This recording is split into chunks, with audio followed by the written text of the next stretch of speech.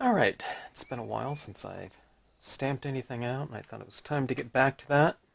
I thought we would do something with my new Artistro paint pens. Let's give those a shot, and I thought I would do something in kind of a warm tone color scheme, and while we're doing that, I thought we'd have some fun and do it on some gold Stardream, 105-pound cover weight, thickness paper. Cover weight doesn't really matter if you have some text weight of it, or if you just have some general, kind of that iridescent style of metallic paper. Try it, and give it a shot.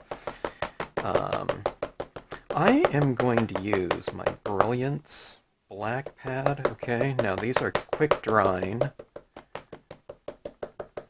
pigment inks, okay. I don't know if that's necessarily needed for this or not. I'm not sure. The Brilliance black should dry just fine on here. The Brilliance inks dry on the very, very mirrored, non-porous paper. So the Stardreams have a little bit of a kind of a porous finish to them. You can even use dye-based inks on them. Takes things a little bit different, though. Just keep that in mind. But they do dry, so they are porous. And I'd imagine the printing industry uses it to print on, too. Okay, so large stamp with a lot of surface area. So I'm giving some pretty good pressure overall. I don't know, sometimes I think I probably don't need to give quite as much pressure all over it. Because the ink is thicker to begin with, but I don't know. Okay, that looks like a beautiful impression to me. Okay. Now I'm going to fill in. I'm going to keep this scene kind of, pretty simple in terms of the composition. And I'm going to fill in with some additional trees here. Okay, I'll put this like on this side of the road. There is a road coming out from this, okay. And I can fill in. Oops, I already got my fingerprint there. This isn't going to dry instantly, and I don't expect it to either. All right, now, I don't know, it'd be kind of cool to stamp these and, some sort of colors on here too. But we're not going to do that here. We're just going to keep it very simple. I might try, I don't know, it'd be kind of interesting to do this in some metallic inks too, like gold or silver. And that would be pretty interesting. Maybe a very elegant look to it, but let's just keep this really simple for now. And just do everything in one tone, okay? I'm adding these around. Remember, in scenic stamping, you don't have to use the entire image, okay? Sometimes people think, they're not used to using partials, like stamping something halfway off the page like that. But in scenic stamping, that is what we do, okay? So we really make use of our imagery in that way. Okay, so see this? I'll even use just the tops of it down here. Like so. I'm using it in different portions. That's just really just the tips of them right down there. Okay.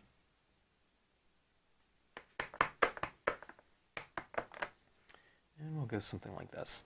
I'm not looking, in a scene like this, I'm not looking to create some sort of, photographic piece like we've, taken with our phone or something like that, or camera, and trying to get the full spectrum of hue in here, greens, browns, whatever.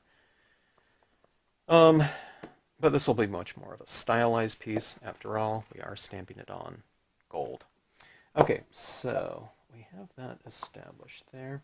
Now, over here, I'm thinking I could use a little bit of extra texture down here on the road. Okay, so let's do that. And I think I need to find, luckily this is just right on my desk. These are just some little tiny rocks here. And if you're curious, my block here has some tack and peel on it. That makes this block very tacky. And when you're done with that, it's pretty sticky. Even though this block is quite old with this tack and peel might be 11 years old. And you just put your little covering, plastic covering back on there. You're ready to go. This one right here, I've lost the little plastic, but when it gets kind of non-tacky after a while, when it collects all this dust on there, you just kind of rinse it off in the water and it is ready to go. It's almost like brand new tackiness again. Okay, now these are just some little rocks here. I'll stamp them out with, several impressions using the inking of this. So I get lighter and darker ones, so we get this little variety going in there. And then you can bring it up in here into the little grassy areas as well if you want to. It's just a little texturing that really kind of adds to the overall textural range of a given scene. All right, now I'm kind of holding this at an angle. Can you kind of see that where it's, some of the little shinier parts are where the ink is still a little bit wet. Okay, I mean the whole thing has that iridescence to it, but like specifically on the tops of these trees, you can tell that the tops of them are a little bit darker than, say, the center area, and that's where the ink is still a little bit wet. Okay. I haven't really done this combination before, so this is all, kind of an experiment to me. But we have so many different colors of pigment inks, not pigment inks, but paint pen inks here. And I thought I would utilize some of them in this scene. So, I mean, you can try all kinds of things. I don't know. You might even try greens or things like that. But what I'm thinking more along the lines of are colors that kind of might harmonize well with the color scheme of the paper, okay? So I'm thinking kind of your oranges, and you can go with tans. Certainly browns would look good. Okay, here's that. I don't even know what colors these are, or if they have the colors written on them. Yeah, I don't see anything where it says the colors. I don't know if you have some of these pens, and if there's a color notation on there, let me know. It just says paint pen. I think these are clear barrels, and what they have is the colors of the ink, show through, so you can kind of gauge the color that way, and certainly the caps, have that color on there. All right, now I'm grabbing out quite a few here, but I don't know if I'll use all of them. I doubt if I will. It's just too many, but now I haven't used these all yet, so these are all the standard paint pen style of construction. So you get those, I don't know, in these cases it's probably a little plastic ball inside that kind of rattles around in there. You can hear them kind of becoming engaged. When I was going like that before, I couldn't really hear them, but you can hear them rattling around in there. Might as well just shake up more than one and get them going. Kind of shake them up. You can go vertical like this. And then what I would recommend with your first usage of them, flip them around like this, and then go this way too. Alright, as I was engaging a lot of these pens here, I probably got about 5 or 6 of them started. They work fantastic. I was thinking that maybe the approach that I'll take on this one is to get a lot of the shading done using some pigment inks, okay? Now, I'm kind of not sure which ones I'll use. I'm guessing black and white. I don't want the tone of this to get too dark, though. So what I'll do is I'll kind of use my inks a little bit sparingly, okay? Now, what I always recommend, if I can find them, is to go with 100% cotton balls, okay? Not the acrylic styles. I just really find that they work completely opposite of, how you might kind of anticipate a given, substance to work, but it totally makes sense. I mean, like a polyester, if you're wearing a polyester or a cotton, shirt or clothing, they act completely differently in terms of how they, wick moisture, okay? We want these to be absorbent so that they absorb enough media to transfer onto our paper. If when I'm using like an acrylic one of these, a synthetic, and I'm dipping it into the inks, be it a pigment ink like this one, or a water-based dye ink, they just completely act differently, okay? And like I said, it makes sense. We wear certain types of materials for different purposes, okay? Like in cold weather, you're supposed to wear, kind of synthetics because it wicks the moisture away from your body. Okay, now, what I'm going to do is I'm going to take care of a lot of the shading on here, okay? Now, you don't have to do something like this, but I happen to think that shadows really add a lot of kind of lighting dynamics into a scene. Okay, but where do you do that, okay? Well, typically, if you have a structure or something like that in a scene, I find that the vertical sides of structure, okay, if you can get to it with something like this, could use a little bit of tones. So let's try it on the side of the covered bridge, okay? And on the design itself, I did draw some shading on the side of that covered bridge, okay, in the drawing itself, to kind of give you a little bit of a head start in terms of tone. But I left it, open so that people can color it in whatever they want. They want to use a brown on it or something like that, they can.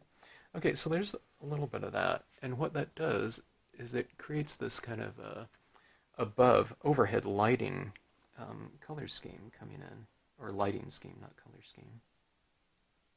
Okay, and let's get it on the side, front there. But we'll have three different tones. See, the top portion is much lighter, the front portion's a little bit darker, and the side is darkest. I don't know, maybe I took it too dark on the side, I don't know. It kind of stands out a little bit awkward now, but kind of getting the feel for this still. Okay, and plus I'm going to be bringing in some other things into this too, which will blend that in anyway. Okay, now where else do you put it? Well, trees cast a shadow, okay? So what I'm doing is I'm adding some of this shading underneath my tree. See like that? How that tree's now casting a shadow? Like that? So see, what I'm trying to do is I'm trying to not to be too heavy-handed. A lot of times people go into this and then it goes straight like that, as opposed to using a really light shade like that. Think about it as if you're using like a, I don't know, like a dry medium, okay? And you're applying chalks or pastels or something like that, or I don't know if you can make an analogy with, I don't know, makeup or something like that, you know, some kind of dry media, you know, where you kind of build things up gently, okay? You don't want just this schmear, you know, to go on there. Unless you're applying like a clown's makeup or something like that, you know, and you're, you know, putting on some cold pack cream or something like that, or Kiss makeup, you know, Kiss in terms of the band, you know, or something like that. Of course, that's probably wet makeup, you know, that white that they're using. Okay, so just lightly and building it up accordingly. That way you never kind of build up too much at any given time. Okay, now, see down here in these trees, what I'll do in the deciduous trees back there, let's use a little bit of a mask here. What I want to do is I want to get some tone back in back of that covered bridge, okay? Every time I kind of ink this up, I'm kind of wiping it off like that to kind of even it out on my applicator, you know, my cotton ball, and to take some of that ink off, okay? So it's kind of getting a little bit darker in the back there. I don't want it too dark, but it kind of gives a little bit of, oh, I don't know, volume and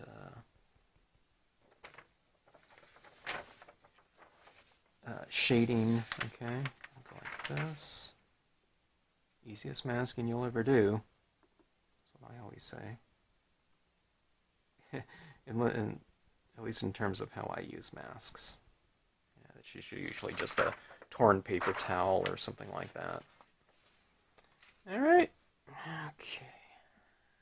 Let's get some of it down here into these little, the grassy kind of side of the road.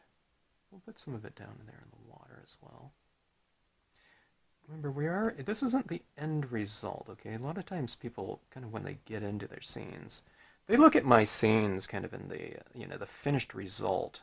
But when they start doing it in terms of a process, sometimes, if they haven't done it before, and they're not really thinking about this in terms of a process, and they're thinking about end results, they get to a place like this, which is, I don't know, I'm guessing this is like 20% of the way into the, you know, the final piece, and it doesn't look like an end result, okay?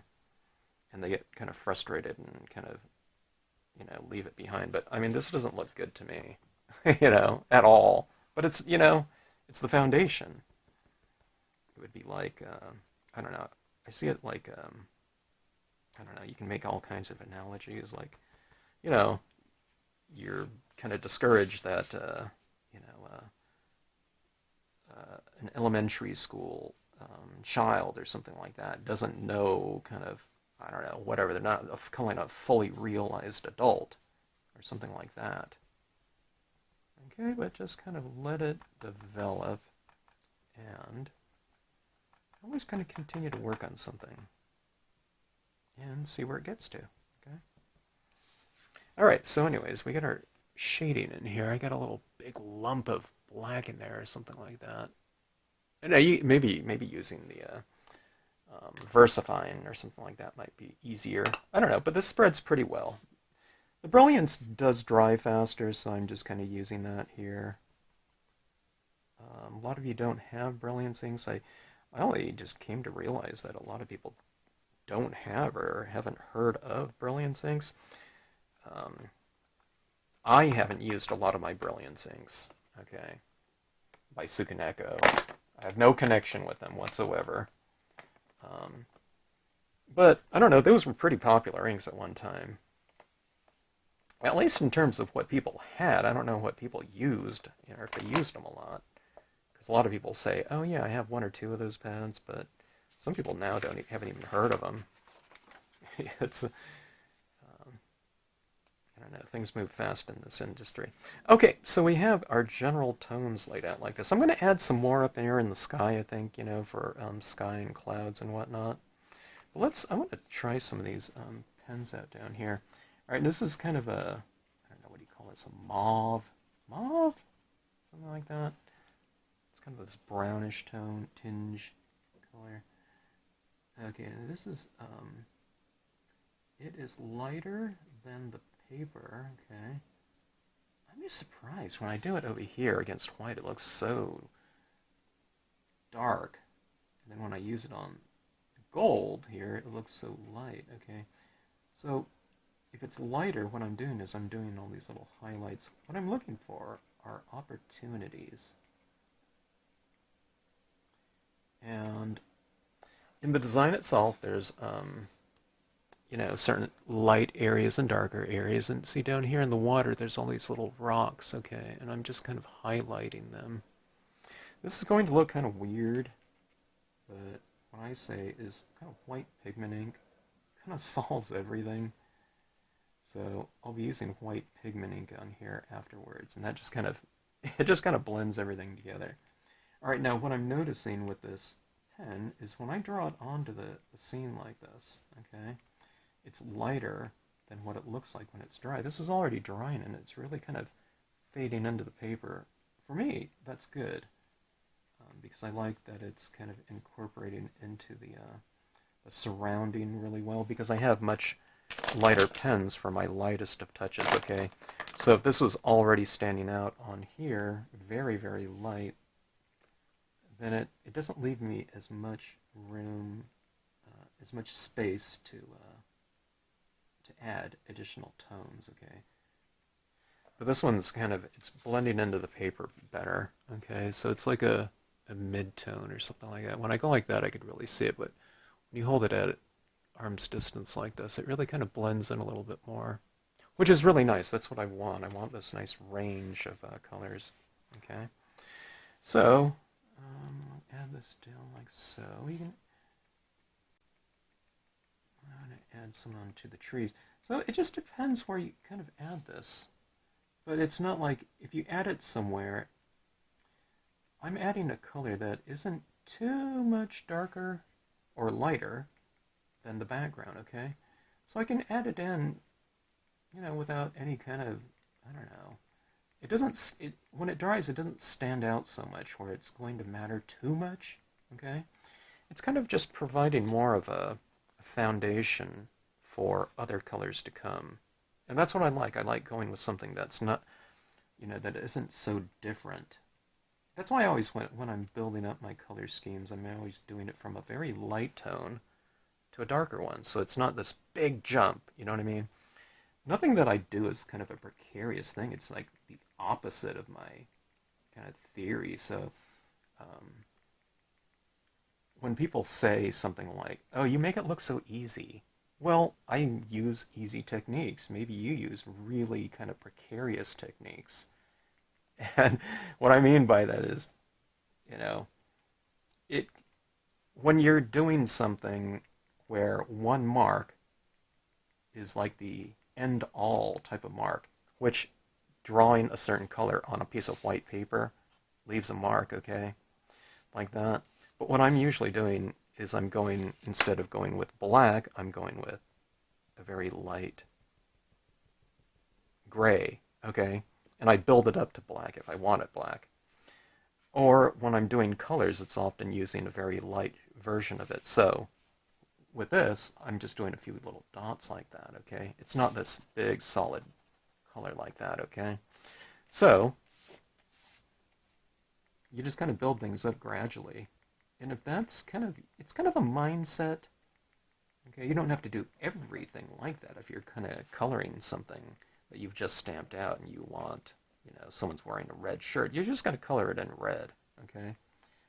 But kind of the analogy for me would be like, instead of coloring it red, I would go through various shades of like really super light, barely visible pink, and then you would work it up to red, okay? You build it up to the colors like that, so it doesn't become some kind of precarious thing, and every process that you do is a rather easy one because it's kind of coming into focus very gradually, okay? And there's no point, like if I do a couple dots down there, it's not like, oh my god, if you don't like it, you made some kind of like point of no return mistake. It's never like that. It's just kind of a very gradual, very easy process. It's like, you have this little knob and, your scene or piece is coming into focus like one little notch at a time. But instead of 10 notches on there, 1, 2, 3, 4, 5, 6, 7, 8, 9, 10, and it's done, you've made it into a notch that's like 1,000 or something like that, where each little turn just kind of brings it into focus kind of nice and gradually. It doesn't make it a longer process. To me, it makes it a shorter process because, at no point in time, or it's kind of hard to make a bad turn, because there's not this kind of really super fast jumps in terms of spontaneity, okay? Which you could do, but it just, like I said, it becomes a little bit more precarious when it's like that. It's much easier when it's kind of much more gradual and kind of controlled. I don't think it's tedious or anything like that, doing something like this. I mean, I'm really taking care of a lot of area in there, and it only takes like a few seconds. Like, see these little dots down here on that tree? Look how that tree really stands out now. But when you hold it up at arm's distance, it isn't standing out so much, okay? Alright, so, looking at that, I don't know, there's still some problem areas on here, but I'm not worried about it because it's not done, okay? Alright, so let's try some of these other ones. Okay, that was, I don't know, I have no idea what color that is. You can name, a color for me. Let's try a little bit of orange. Let's get a little bit of color going in this one.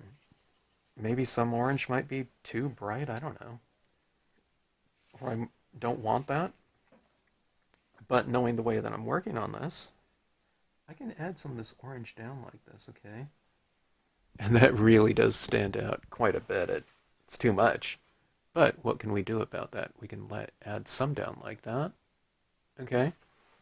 And these are paint pens, so you can put some tone over the top of it so that, it's a little bit more kind of buried into the piece, okay? So I'll just use this a little bit sparingly, and it's really standing out, but I'll just put some dots right over the top of it, okay? So it's like the orange isn't the dominant color or the one that's the most forward color. I'll bury it underneath other colors, okay?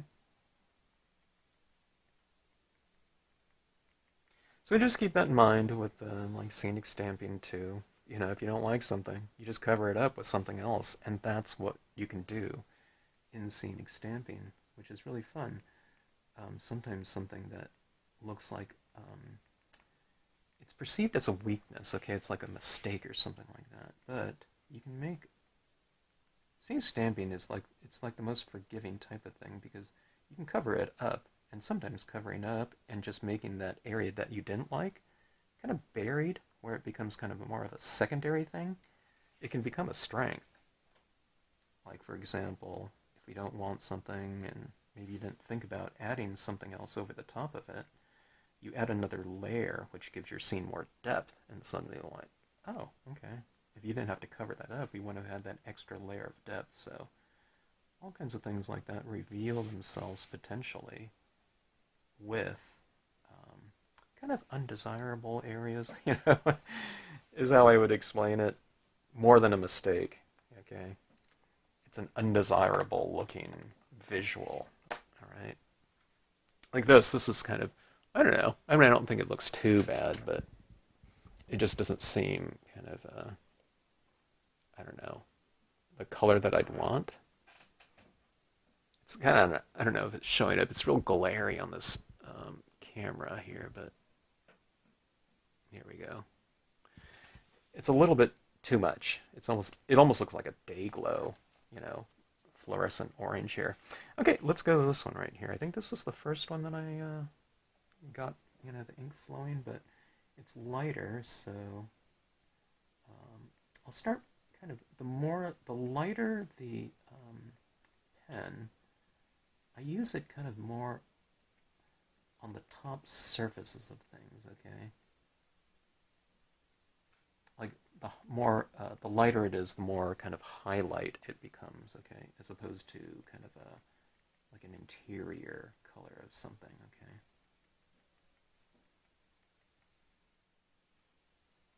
I'm usually working with, I don't know, like 2 or 3, I don't know, maximum 4 colors of pigment ink. I mean, paint pen ink. So it's a change for me. I'm not used to working with so many different values and temperatures of colors, hue variations.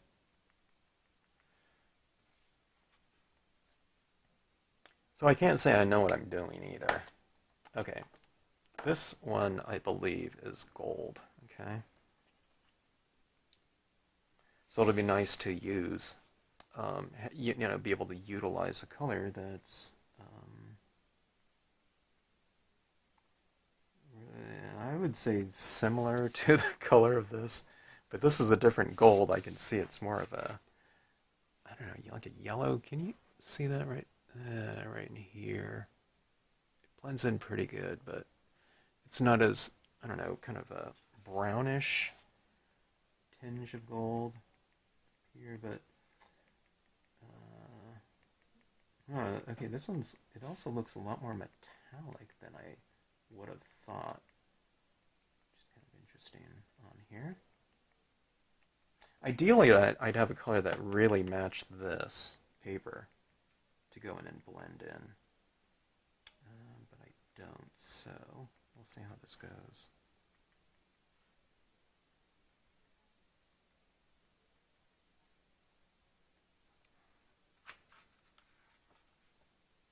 Okay, it's like confetti. It looks kind of strange. Okay, this is yellow. It's a very muted yellow, though. Okay.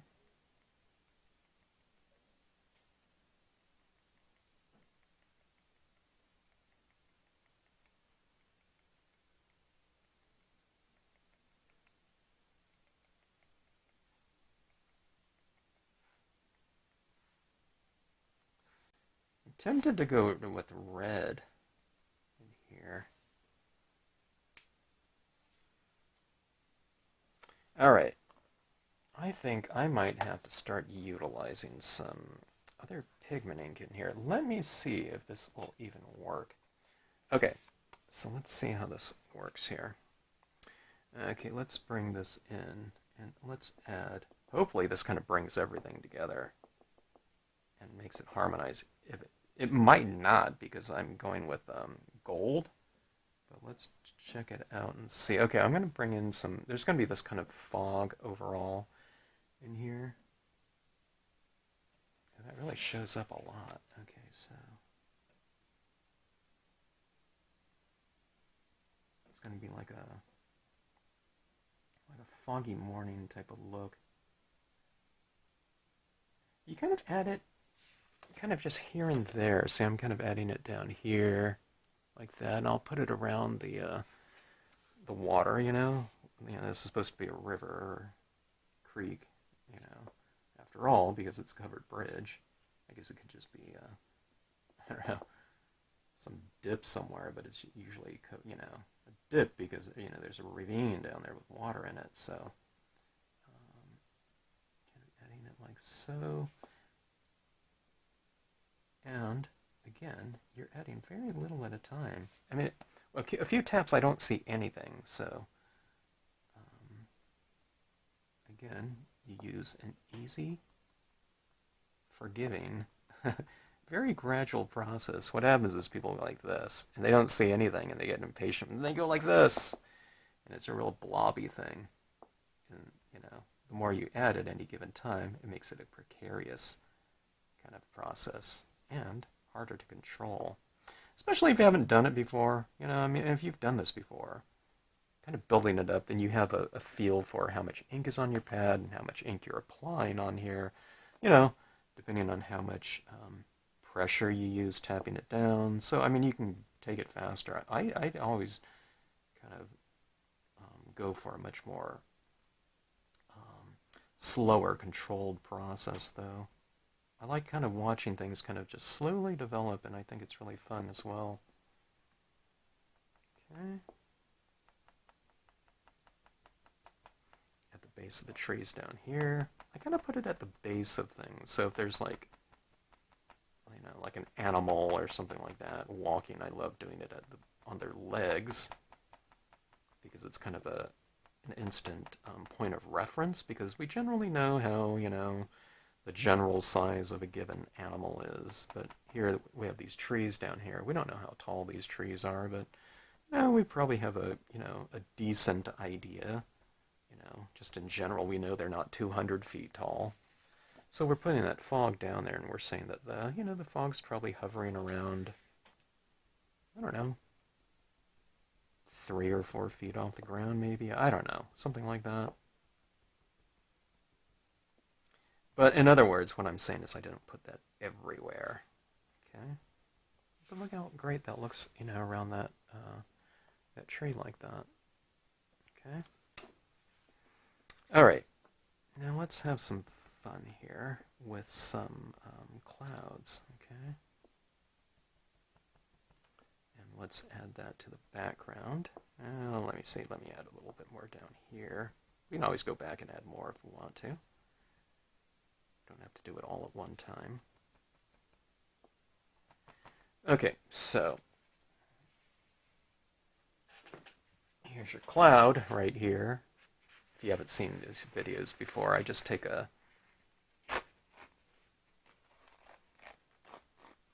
ripped paper towel like that. And hopefully, what I was trying to do is I was trying to get kind of, as I was tearing it, I was kind of tearing it, you know, with a purpose, as opposed to just, you know, tearing it straight down and getting a straight line like that. But that's your very nice, convenient cloud template, I guess you'd say. Okay, so you put a little bit more texture right around on the edge like that. Okay. And then what you do is you blend that color down a little bit, okay? So you get the edge, you get the edge of the cloud like that, okay? But also blend it down a little bit, okay? So like that.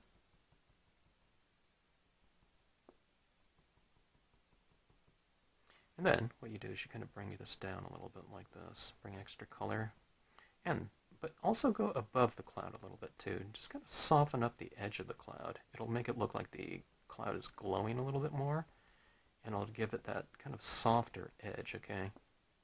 I do love like the plastic cloud templates and everything like that, but the edges are very stylized. They're very hard, right? And crisp, okay? This gives it a little bit more of an organic feel to it, okay? All right, so you just kind of blend that down. Now see, what I'm doing is I'm also bringing this into these trees that got so crazy with you know, this kind of confetti-looking application of paint pens. But if we just kind of bury them in a little bit of cloud and fog, then maybe it gives it that kind of certain type of shimmer to the, you know, those colors in there. All right, so let's add, you know, keep adding our clouds in here, okay? You can go with some clouds that are a little bit lighter than other ones too. You know, not have everything kind of the same value in terms of the ink addition like that. Okay. You can kind of wipe like this too, or you can kind of, give the clouds a little bit of a wisp, to them like this. Okay. These clouds are really fun to do because there's just all kinds of variations that happen. You kind of have to embrace it, If you get like some clouds that you really, really liked on one scene and you go to try to replicate it, you can't. You know, that happens. I don't know. It's there's some papers that take ink differently, and I don't know. You get a different towel that's ripped a certain way, and a little bit different on the next one. You kind of have to just kind of embrace it a little bit, and just realize that there's just so much variation when going like this. You're almost kind of freehanding these in here like that. So see that?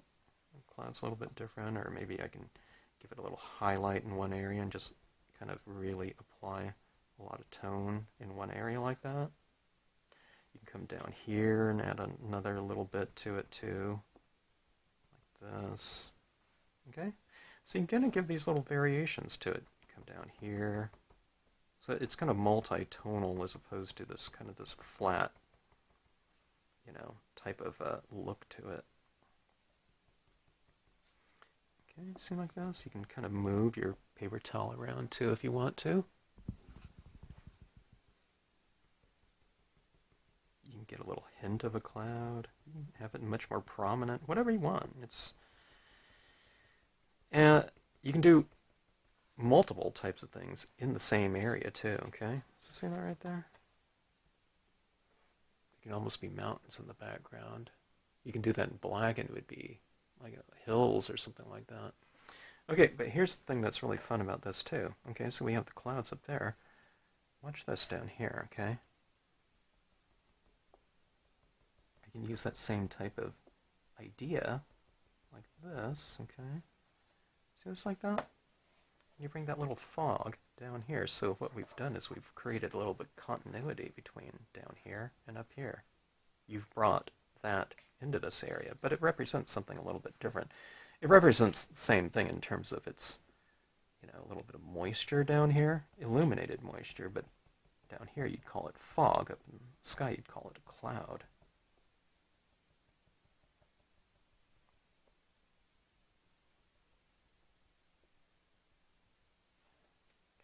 Something like that.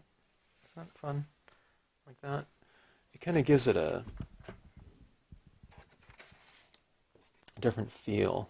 I just noticed when I'm holding this, what you're seeing in the camera here is like a lot different than what I see in front of me. It's because the light is hitting it in a different area. Look at that. Look how different that looks. With the light hitting it like that or like that. That's what's really fun about working with metallics too, is there's just so much variation depending on how the light is interacting with the surface here, the angle of the card.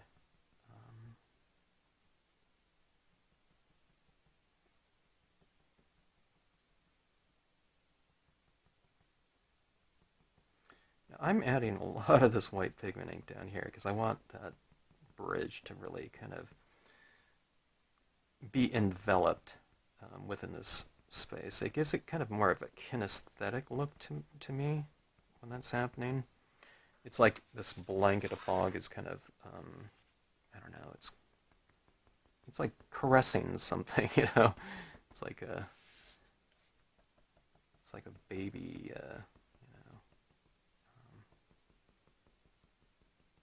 swaddled or something like that.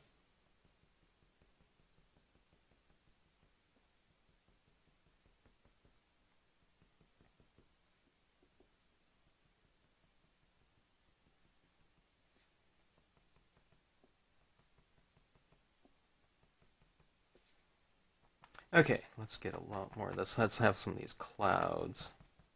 I mean, it's not, the clouds in theory are miles, miles behind, up in the air or whatever, but I want some of that mist to kind of interact with these trees down here.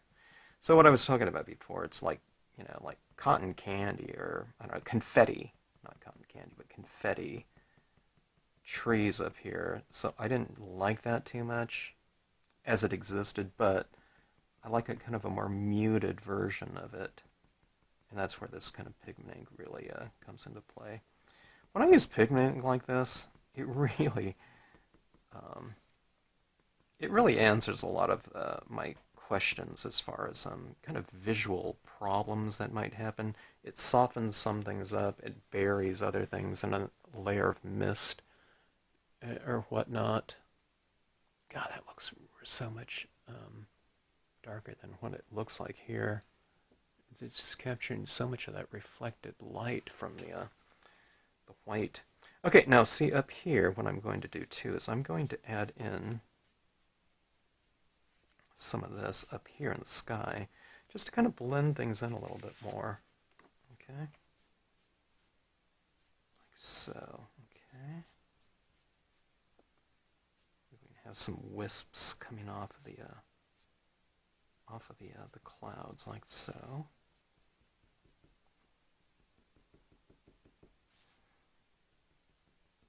Let's get a little bit of fog right in the back of that tree down here.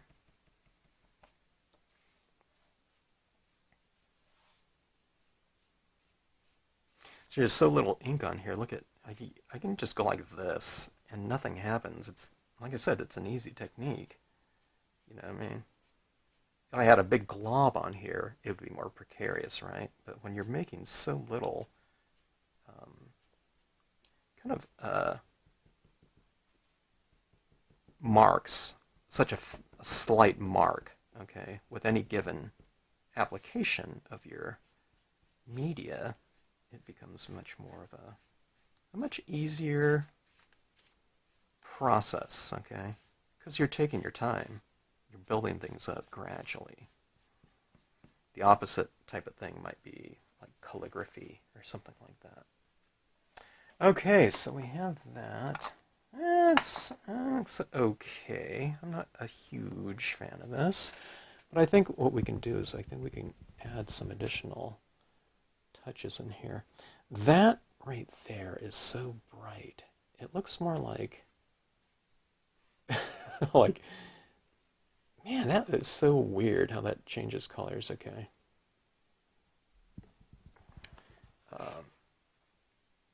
Yeah, this right down here is so dull, but it's capturing light somehow. Oh, maybe if I put it like that? Yeah, I don't know. What you're seeing on camera, I suspect, is quite different than what I'm seeing right here in person, which really surprises me in terms of just how much that's reflecting. Okay, so what I'm going to do, I had this idea of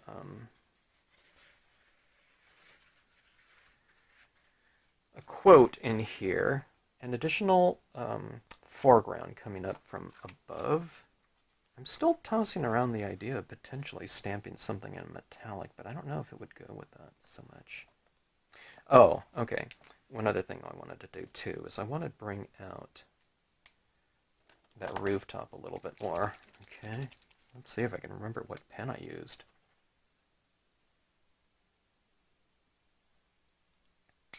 Where was that one? That initial one.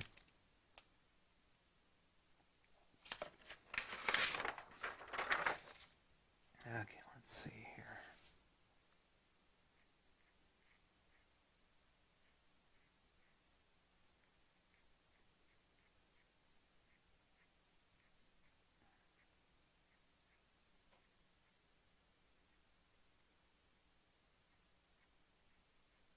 Kind of doing these little highlights in the direction of the rooftop here.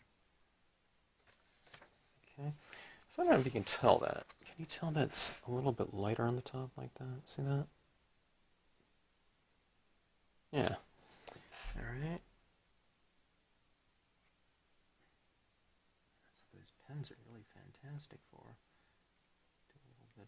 highlighting down here.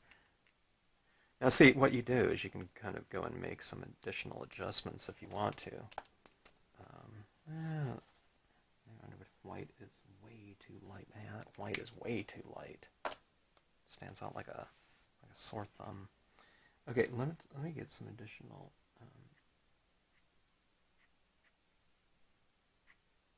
highlights in some of these tree trunks here.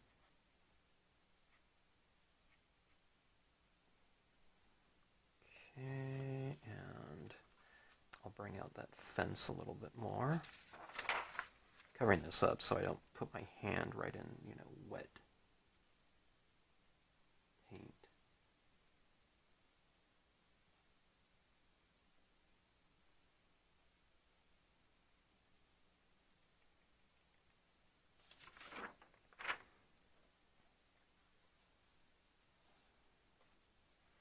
All right.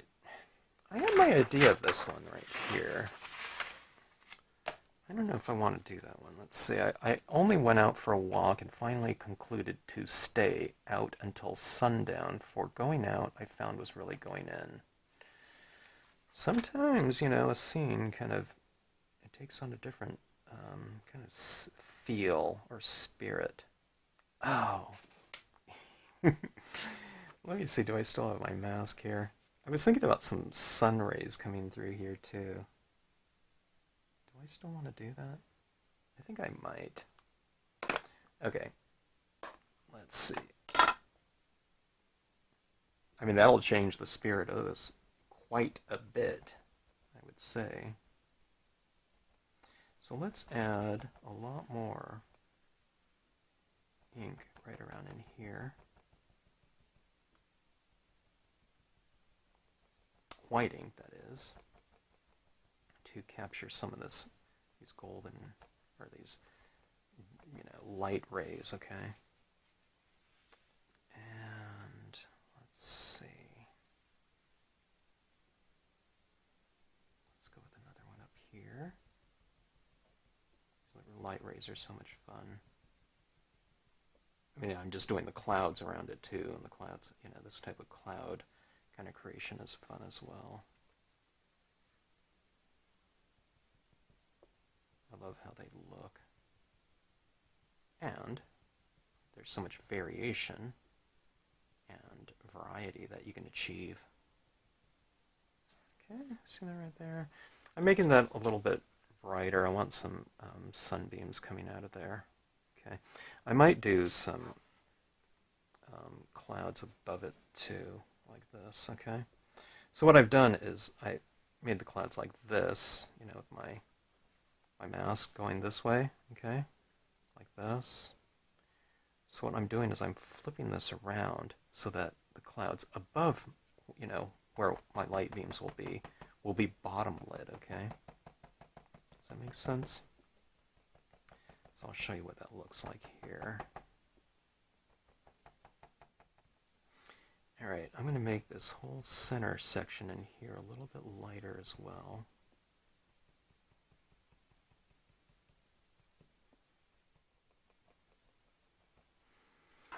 Okay. These toplit clouds and bottomlit clouds right there. Okay.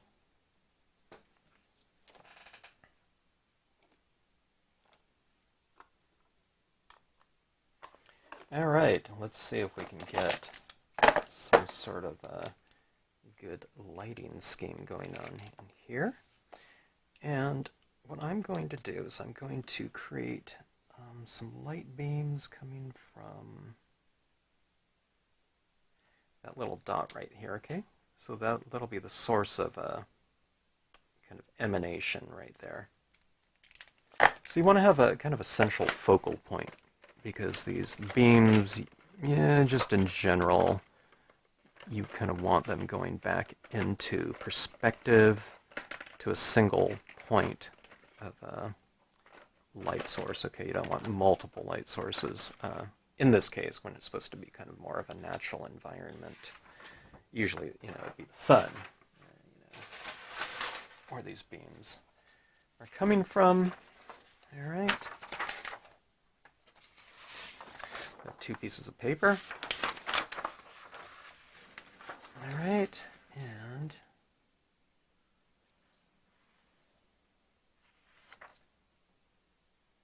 we start our beams, okay? A little bit of a stronger point up here with pigment ink, and lighter as it kind of moves away from it. So use a little bit more pigment ink right in here. So I kind of add it like that, and then as it kind of comes away from it, I just use a little bit less. You can even break up the beam. Okay, this. Just use a little bit of ink down here. Okay, so right there.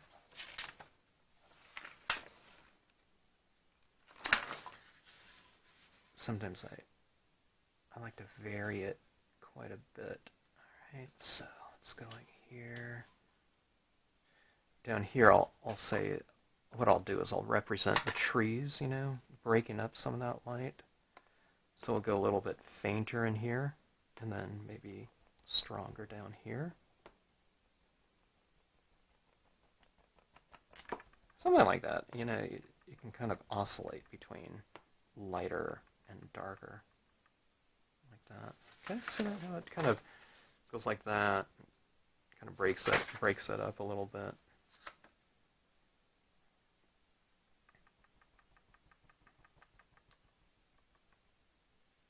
Okay, something like this. All right, and you just kind of keep adding them. Let's see.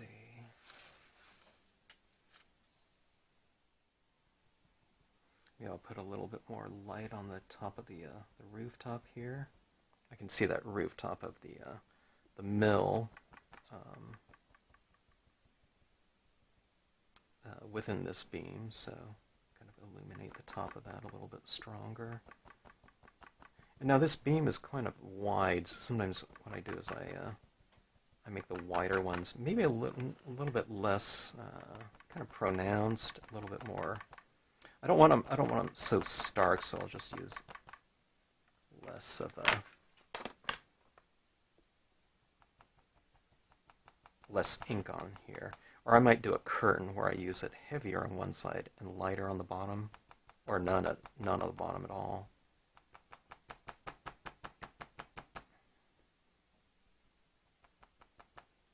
Let's see how this one looks.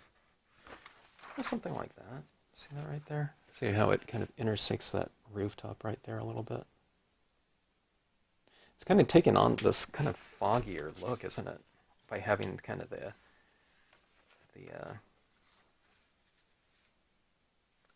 beam kind of variation in terms of strength.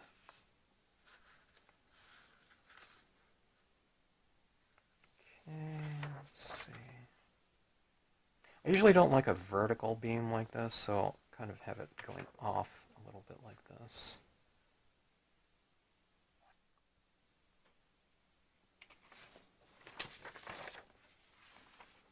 Okay, coming around. Looks kind of weird like that. Like a laser beam, like a laser show or something like that. But let's keep adding some. I think one of the things that this is kind of missing is it's missing some kind of wider general beam. So see this little thin one right here? That could be a part of kind of a stronger, lighter one as well. Or, I guess in this case, it's a darker beam, okay? Less pronounced beam.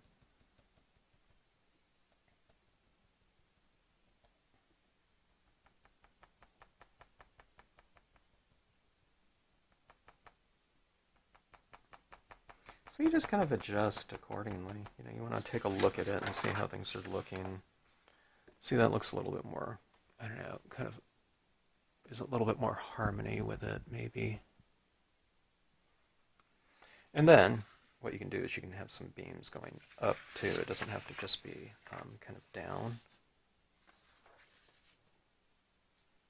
So let's go with something like this.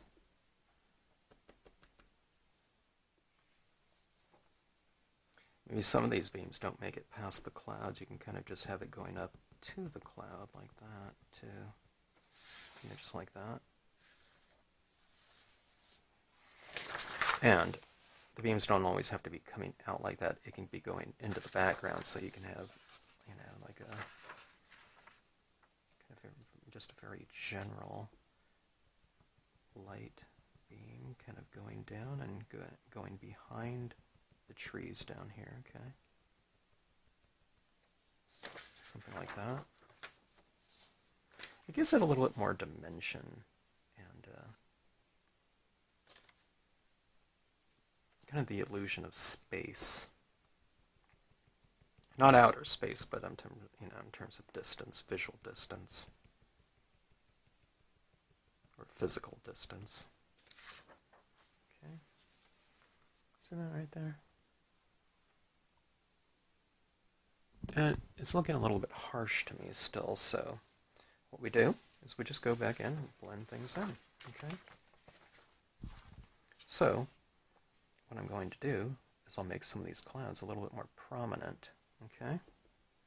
You just kind of bring some of these in here, and you bring the cloud a little bit more forward, okay?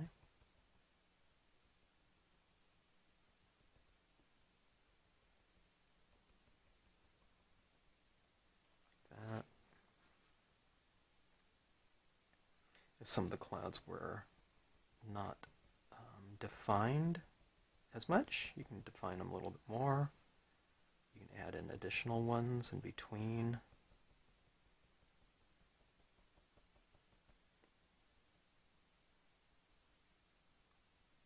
Kind of dab, kind of streaking in a little bit. Thus,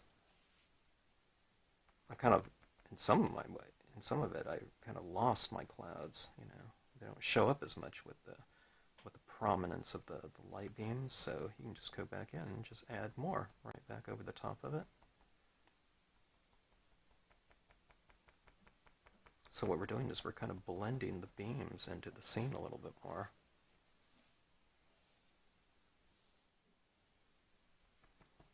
Okay, now I want to make that light source a little bit more prominent, so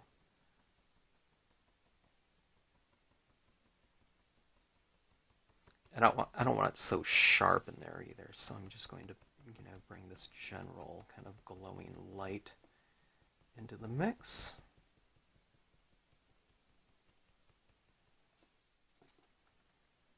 Let's go for a little bit more of a targeted type of tool right here, just a cotton ball. I really kind of fray it on the end to give it a kind of softer tip to apply my ink with. We can go for this a much more targeted area. Again, don't, put a big blob of paint down, or ink down. Just kind of use a very dry tip and very soft to apply a soft application of media. And just kind of build it up gradually, okay? I can highlight some of my trees here.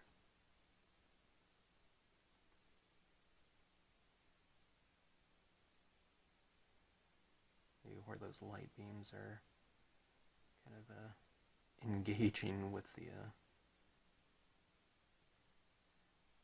objects.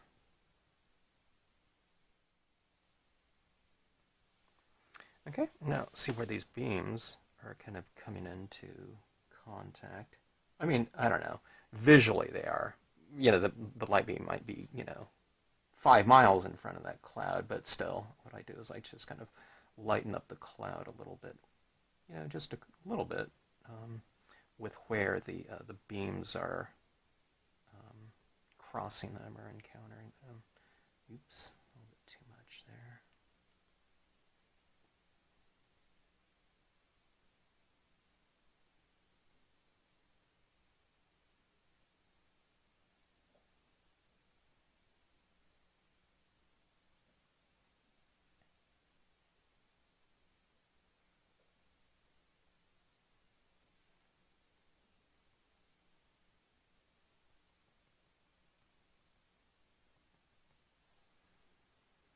Alright, I think I have my clouds kind of about where I want them to be.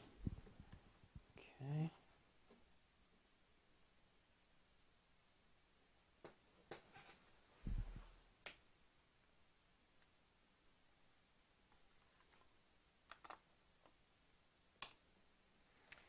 Okay, let's see. Let's go back to that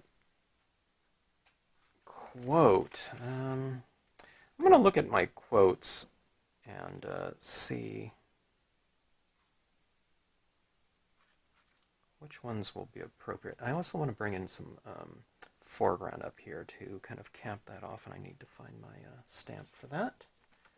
Okay, I've chosen a quote off of Scenic Sentiments, sheet 3. Everybody needs beauty as well as bread, places to play and pray in, where nature may heal and give strength to body and soul, by John Muir. Okay, so I'm going to place this roughly around right here, and I'm going to do it in a Brilliance white. Looks like I've just used this recently. I don't even remember when I've used this before, but it has silver ink on it, so... But let me take a look. I need to see how this is going to stamp out on this gold Stardream, and let's see if this white will stand out against this background here, okay?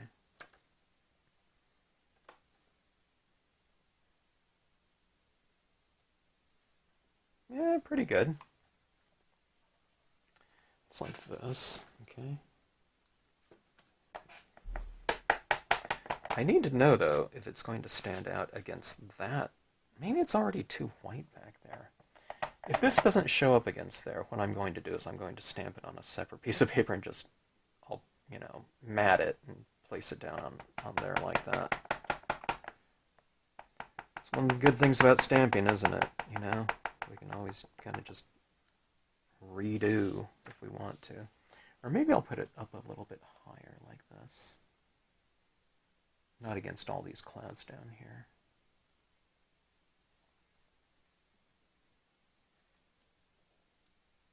It kind of adjusts how I'll use my foreground hanging leaves, but let's go with this right here. Okay. All right, so that stands out okay. Look at that. It's a little lost right in here, but I think overall, I think it looks pretty good. It's so weird in my camera here. If it's indeed the way that it looks on screen, everything looks a little bit redder. See, this is about the gold that I'm looking at right here in front of me, but that looks a little bit reddish in tone or something like that. And that white is just reflecting so much into the camera.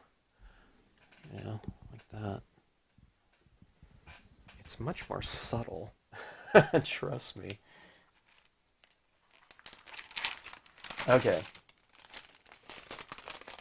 Let's get some foreground imagery in here. And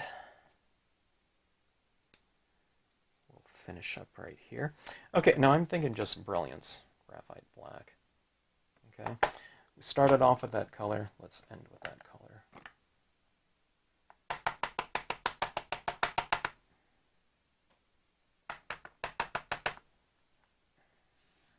Okay.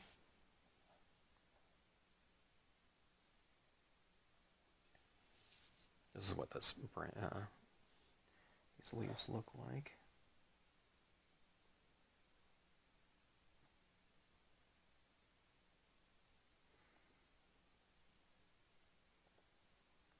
I know what it'll look like on the gold paper, but we're stamping it over gold and white, so we'll see what it looks like then. Okay. Looks pretty good. Over the white, it isn't quite as dark as just over, just bare gold paper. I'm used to saying white paper, but this is gold. I don't know if this is the first kind of full scene. I did some tests of the gold Stardream before, but this is kind of my first time using the paper for a much more kind of in-depth card. This is my 600 videos, 600. I think there's 800 uploads, and there's different things. I've uploaded around 800 videos, but this is my 600th here, so. Alright, so I'm putting these leaves kind of hanging around in different areas. I'd really want one there, but I needed that quote to go there, so we're kind of just leaving that as is, like that.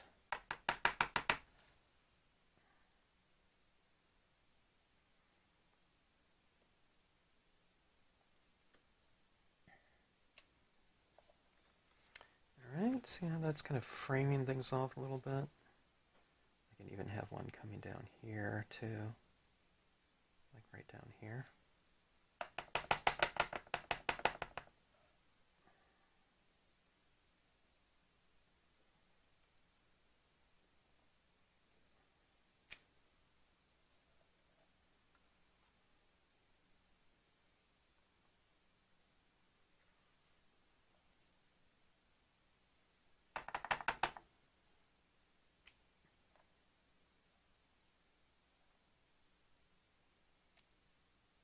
Kind of testing out a second impression here. Let's go for a third impression.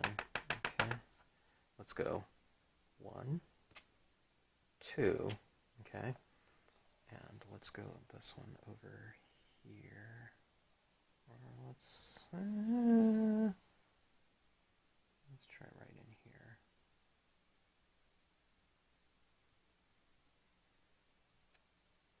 Okay. So it's much lighter like that, so it gives us a little bit of depth. Like so. It's real subtle, isn't it?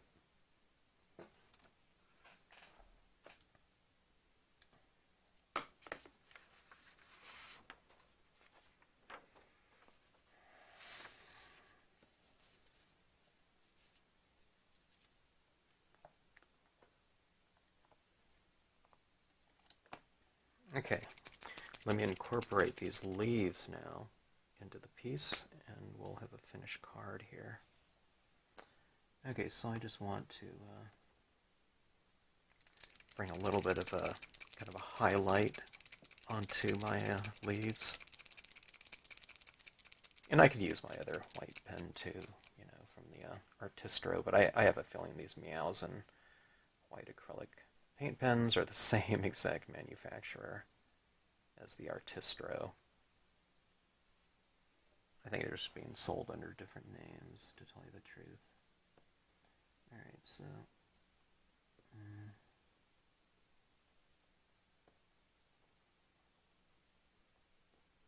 my pen might be dry here. Oh, here it comes. I haven't used this for a week or two, so. Alright, let's see if I can get this. Send in a little bit. I want this piece to really be kind of alive. I've really spent a lot of time here on this piece, but I wanted this video 600. I wanted to come up with a really great scene for it. And this is dedicated to my friend Janet, who passed away last week. So I'm going to send this over to her family.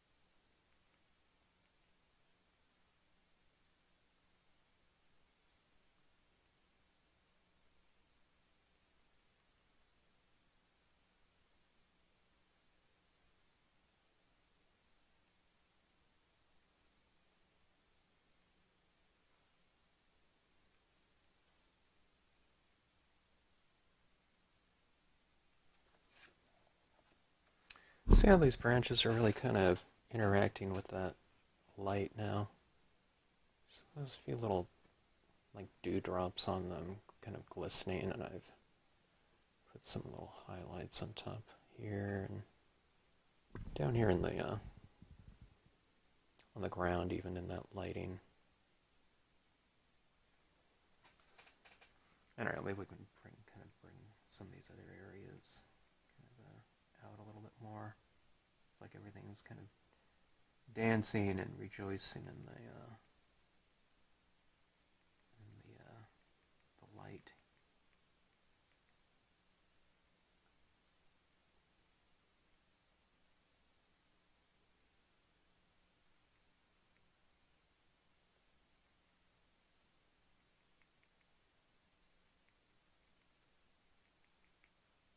As my former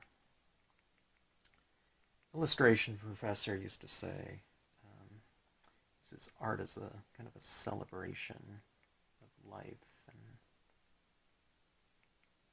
kind of escape from kind of the noise.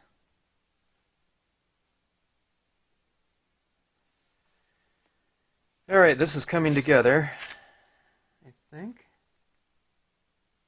At first I would have thought the white here would be just stand out a little bit too much, but I think it's kind of finishing off the piece really nicely. I've incorporated a lot more little elements into the scene and using white with the pigment ink and the quote.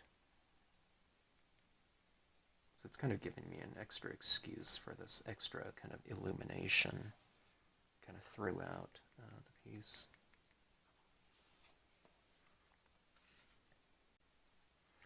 Okay, put some on your clouds like this, really capturing that light.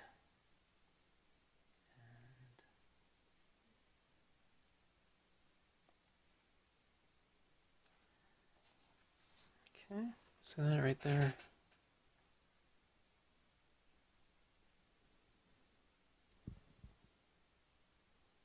How's that look? It's kind of a different look on that gold paper, isn't it? Got the quote in there. Yeah, it doesn't stand out too much, but I mean, it would have been good in black. Black would have been too much. I could still cut out a piece and put it there. I'd double matte it and put it right on over the top of that. But I think it looks pretty good incorporated in that, about like so.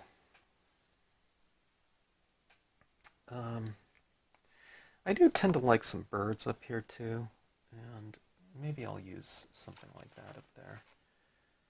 Let me see what I can find. Okay, we have my stamp I call Flock. Okay. And let's see here. Let's go for maybe the second impression, okay, like that.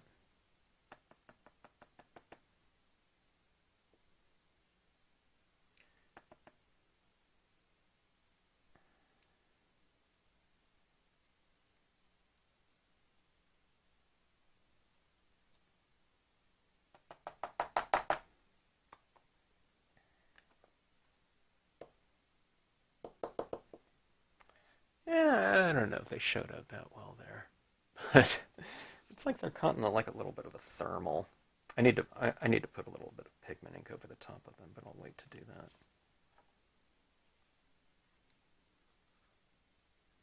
Actually, I'll put a little bit of a light on a couple of their wings if I can.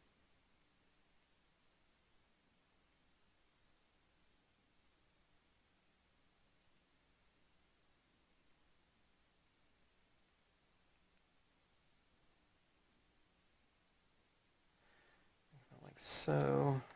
All right.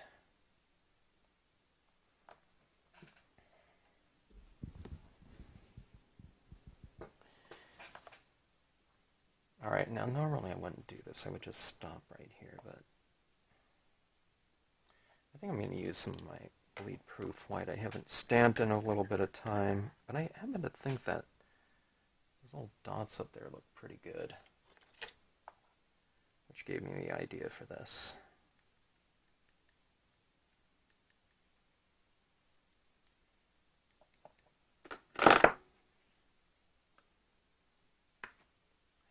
clear off my desk here.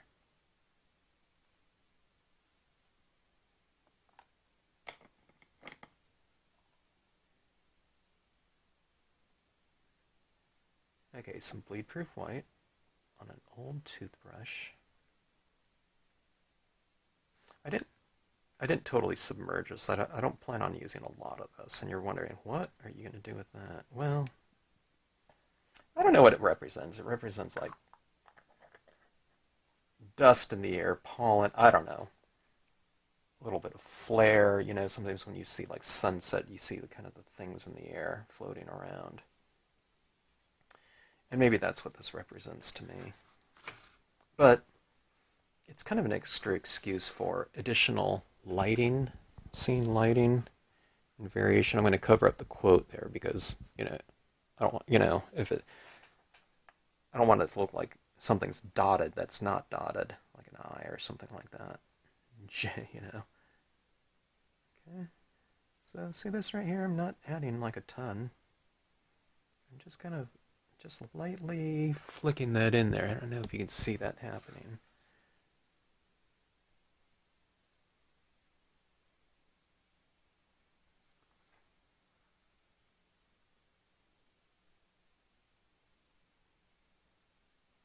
Could be it'd be more indicative of spring if this was like little spring blossoms and whatnot, but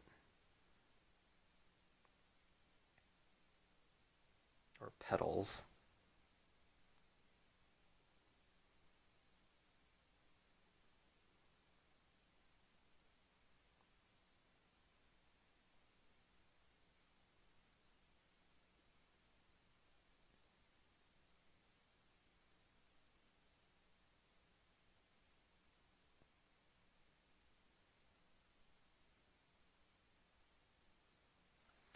Okay, let's take a look here.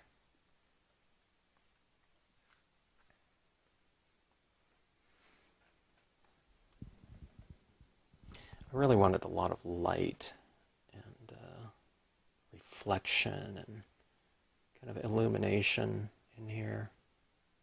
It kind of gets kind of the spirit that I'm going after in the piece. Let's see if I can get this where it's not reflecting so much light. Like this, where I can kind of curl it in a little bit like that. Okay, that's kind of what it looks like right there, I think. Yeah. When I go like this, it's, I don't know, it seems like almost more red. But, all right, let's take a look at this. You can see that splatter painting. Now, some of it is the white paint pen and whatnot. You see that light kind of flooding in like that. The clouds. The highlights on the rooftop. Remember the kind of toning on the side? I went a little bit heavy-handed, but by the time you add all this in here like this, you know what I mean? It doesn't really matter.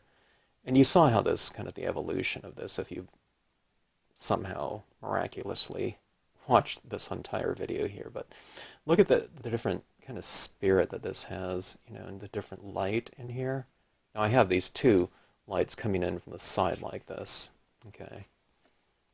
And, but this is kind of a little bit more of what it looks like right here, like right around there. Kind of in kind of the natural viewing. When I go like this, it's much darker like this. Or if I take this card, and I go like this, like how red that looks in the camera. I guess it looks like that to me too, a little bit here. Viewing it in person, but it's much more in the spirit of this, kind of thing like this. But a lot of different moods here, you know, depending on kind of the angle that you're using it, or viewing it at. But anyway, okay, so this is my little return scene. I wanted this one to really come out good. I wanted my 600th video to be, I don't know, something kind of different in the spirit of learning. It's an experiment too, but I also wanted it to, you know, I don't know, to look really nice in terms of a sympathy card. So I've really been kind of thinking about what I wanted to do, and it stalled me out in terms of kind of my approaching this piece right here, but I thought, you know what I mean, I should just sit down and just start creating something. I'll see what comes up. much in the spirit that I usually do my scenes in and whatnot, but I did want this to have a certain spirit about it.